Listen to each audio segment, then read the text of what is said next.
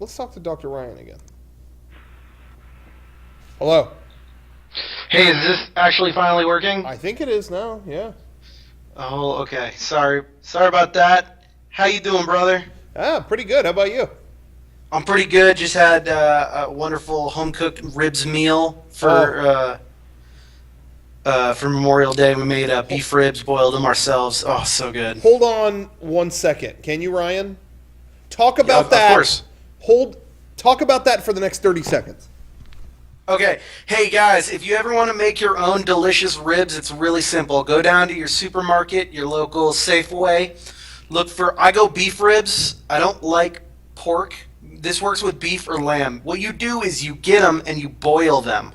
Boiling, it loosens up the meat. It makes them more savory. What you're doing is you're breaking down the muscle tissue fibers, because when you eat stringy meat, it's because the fibers of the muscles are still contracted. They got those calcium channels down, and that's why it's all stringy. You got to loosen them up, make sure all the Z proteins are gone. You boil them, then you marinate them for a couple hours in your favorite sauce. I did just some barbecue sauce. My favorite, you go with the Sweet Baby Ray's, best barbecue sauce, I think.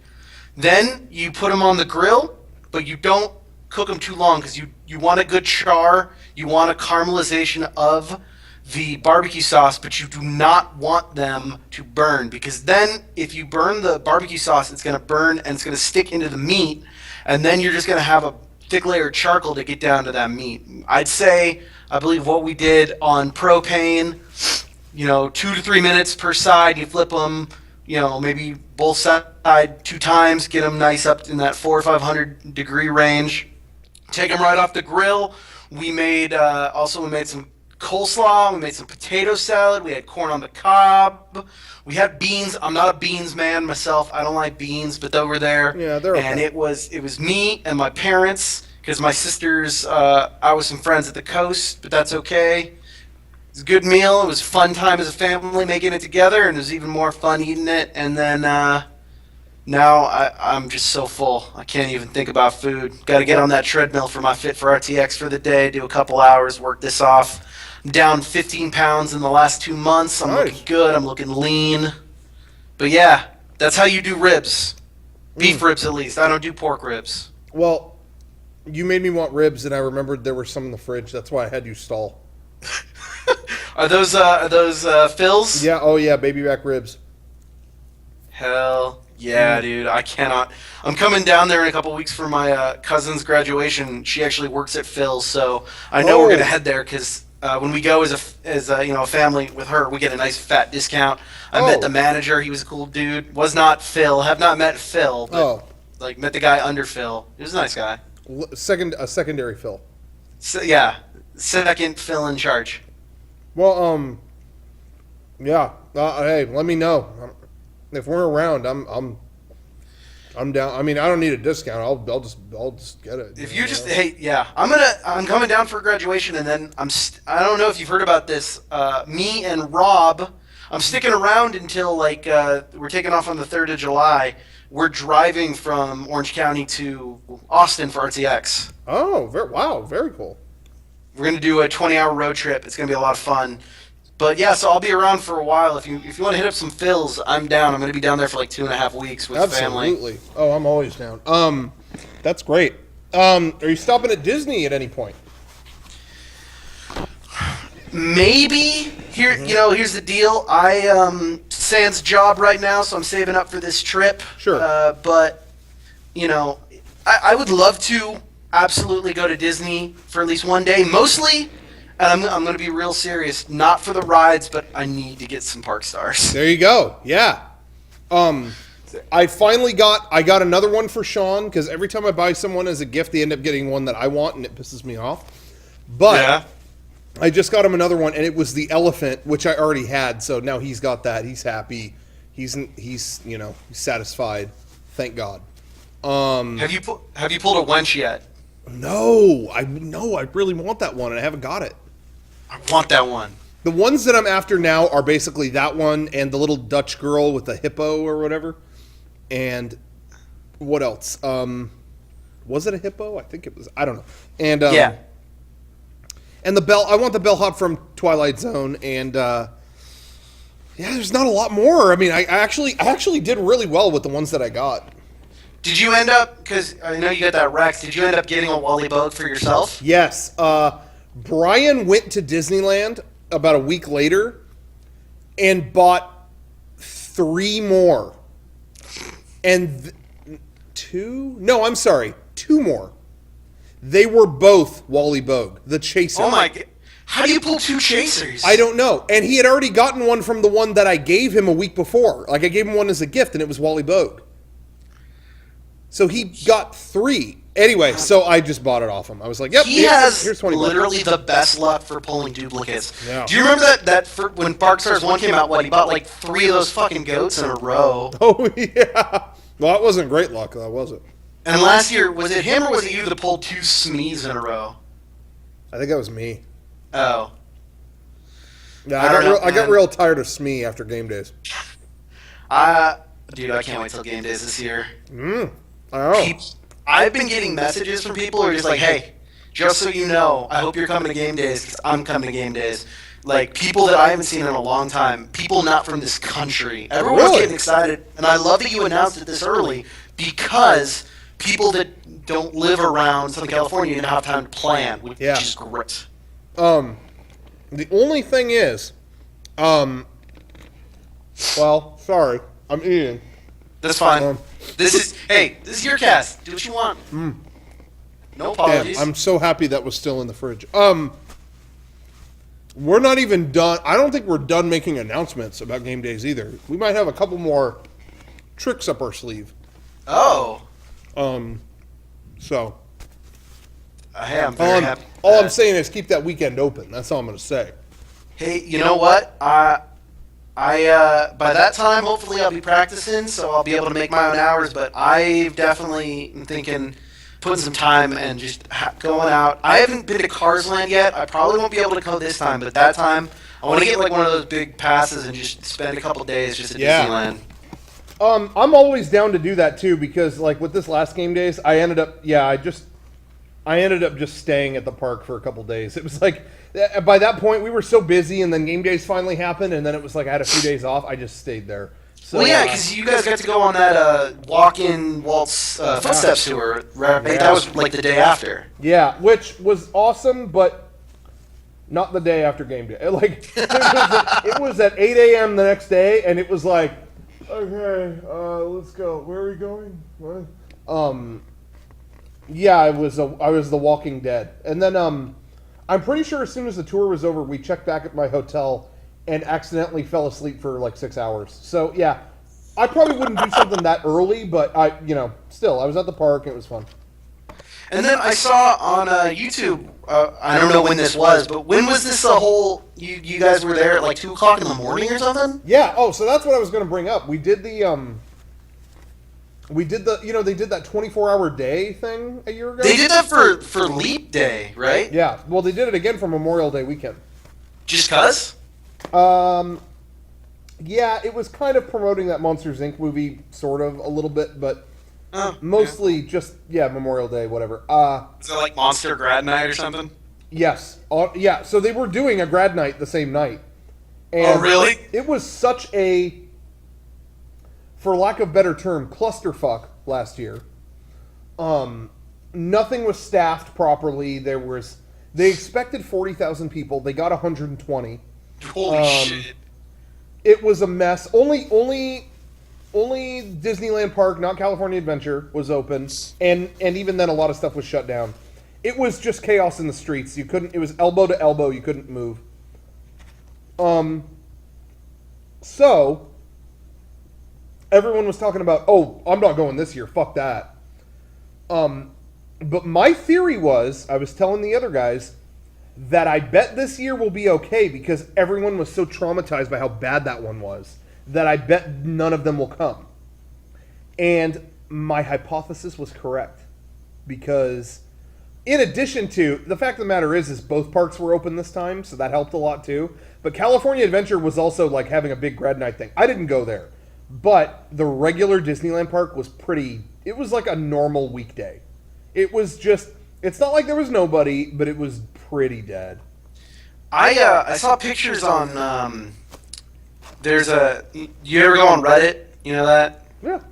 There's a Disneyland one, and somebody was posting pictures of people just camped out in the Main Street Theater, just fucking asleep on the floor. Yeah. I thought that was kind of funny. We saw that a lot.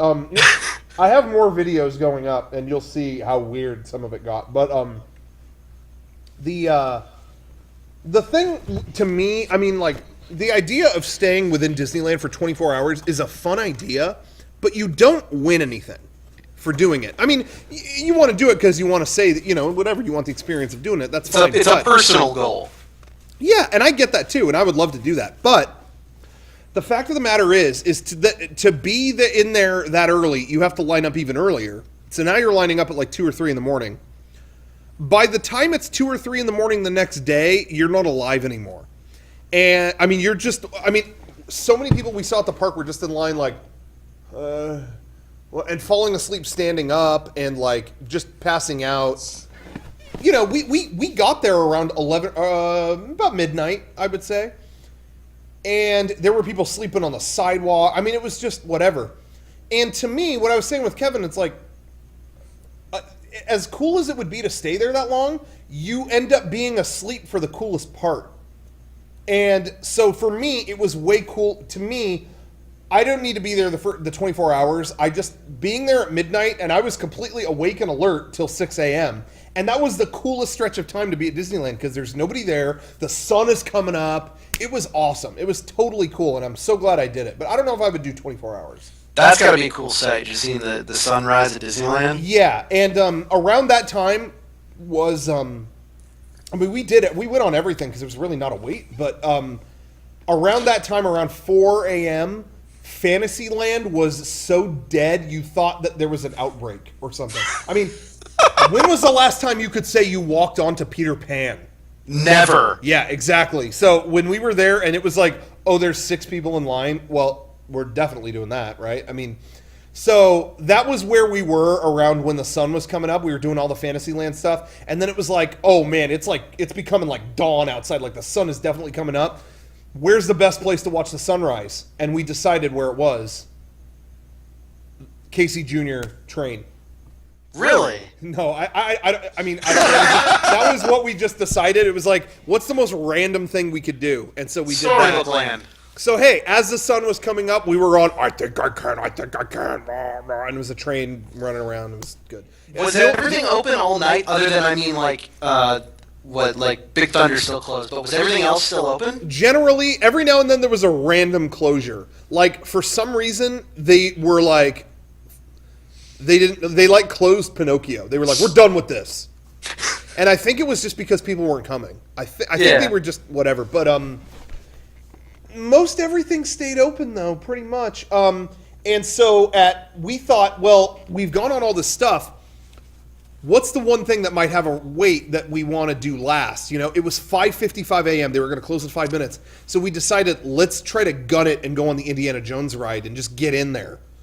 And have that be the last ride. And that ended up being a curse and a blessing because we went on it and it broke. Oh shit! But we got to walk through it, and we ended up being the last group ushered out of the park because by the time we got out, it was like 7:30 in the morning, and so we're leaving, and it's all just staff working on stuff, looking at us like, who are these people? And security like ushering us out, and anyway, so it ended up being cool, and I got to walk out of the entire entrance of the ride and walk around in that area. And Where'd you break down inside it? What's that? Where'd you break down inside it? Oh, barely around the beginning. I mean, it wasn't like we were in the main center area, but we were around. We broke down right around after you see the statue, so it wasn't that far in. But we got to walk around in there and like go out the way that you normally enter, and I got video footage of all of it, and I'm gonna put that up later. But I thought they were gonna stop me, but everyone was so tired at that point. I don't think anybody cared. That's pretty sick, dude. Yeah, it ended up being cool. It was a fun night, and we got chicken and waffles at the Plaza Inn, so that was the best part. They had special menu items. That's awesome, man. They should always have chicken and waffles. Why wouldn't they always have that? I don't know. So, yeah. Anyway, so I called in with 2 questions brought up by separate callers, if that's cool. Yeah, sorry, I just kept on talking. No. Hey, dude, come on, that was awesome. What's a quick question? You were talking about the peanut butter and jealousy earlier. I'm wondering, since, the last time, have you got it yet a la mode? No, and I almost do every time, but what happens is by the time I go to Slater's, I'm so hungry that when it comes time to order, I'm like, well, I don't want to potentially ruin this burger. I'm so hungry. So I always chicken out. It's a shame. All right, I can see that. But I will do it. I'll do it sometime. Okay, follow-up question to that. Do you want to go to Slater's sometime? Because I want to try it. Okay, next time we go, I'll do it. I'll get it a la mode. All right. All right, second question. Yeah. Second question. This was brought up by Goldstein talking about he was going to do that, being forced into possibly doing a My Little Pony documentary. Yeah. Okay, so last night, a little quick backstory to this question. Me, a bunch of guys were on, it was like Cody, Goldstein, just a bunch of dudes in the community. We're watching a bunch of My Little Pony documentaries on YouTube together and just laughing at them. And I was starting to think, we make fun of bronies a lot. But, there's a lot of shit that I like, a lot of shit that you like, a lot of shit that, my friends like that, is a little weird. Yeah. I love pop music. People can make fun of you for Evangelion. I don't think so, but there are some people. Do you think, it's okay that, basically we pick on bronies, even though we like some things? Is it because of the subject matter? Is it because of how serious they take it? Yeah. Or personally, I think anything that you take that seriously is a joke. I don't even care that it's that show. I have fucking Power Rangers on my desk, but if I got that riled up and defensive if anyone attacked it, why wouldn't you make fun of me? I just feel like, what? You know what I mean? It's like, I could make jokes about anything, but to take it to that level is ridiculous. That's where it loses me. That's just me personally. No, that's my... Okay, see, I was having this conversation with some other people, and that's how I feel about it, too, which is, I like some shit that is, well out of what is expected of me as a person, but I don't fucking tattoo it on myself and talk about it and set up conventions and message boards and all this shit, and I just feel like if you're going to take it that much, I get to make fun of you. Yeah, exactly. That's it. If, I really liked Mr. Rogers, but if there were people going, Mr. Rogers for fucking life, if you insult Mr. Rogers, I'll dress up like him and kill you, then I just don't, then I'm going to make fun of you. That's ridiculous, but it doesn't mean Mr. Rogers sucks. No, I love Mr. Rogers. So, all right, hey, good talk. Yeah. Thanks for letting me call in. Have a great night. Yeah, we got to go to Slater's for sure. We got to get that ice cream on that burger. Dude. I'm serious. I'll see you soon. Okay, cool. Sounds good. All right, I'll see you then. Bye, man. Goodbye. That was a good call. That was a very good call. Always a good call.